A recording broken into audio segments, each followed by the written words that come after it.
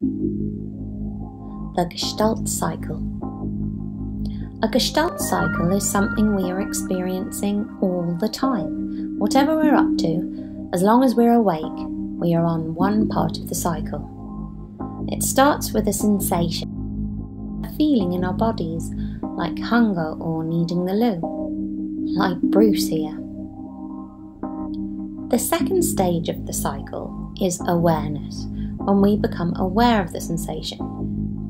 You become aware of a need to do something. The third stage is mobilization. This is when you commit to taking care of the need and prepare to take action. For example, think about what you need to do in order to get to the toilet. The fourth stage is when you take action.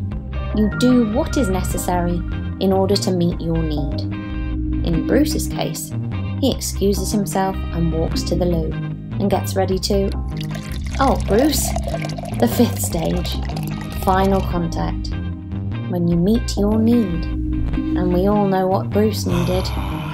Satisfaction, the sixth stage, satisfaction that your need has been met. Stage 7 is withdrawal. This is letting go to allow for a new sensation to arise. Another Gestalt cycle. But of course, we have many needs happening at the same time. For example, although Bruce is hungry, he also wants to hear the end of Shirley's story. Not only that, he's got an email he really needs to be responding to. And sometimes one cycle can interrupt another. Now I want to talk to you about the blocks, and here's where it gets really interesting. When we have a need, we can often create a block that will stop us from fulfilling our need, completing the cycle. The first block is the trickiest one to talk about because it happens so early on in the cycle that the person experiencing the block will never become aware of the need. The need is out of their awareness. This is called desensitization and can often occur for people who have suffered abuse in their childhood. For example, someone shouts at you and you feel nothing. Another block is deflection. This occurs after awareness and is when we bat away the need. For example, someone shouts at you and rather than acknowledging your shame or anger or perhaps sadness, you make a little joke. Another block is introjection. This is all of the shoulds and shouldn'ts we've swallowed over the years. In our example, Bruce might have blocked his need by thinking, I shouldn't interrupt Shirley's story, so I won't go to the loo right now. Projection is when we project our thoughts onto other people.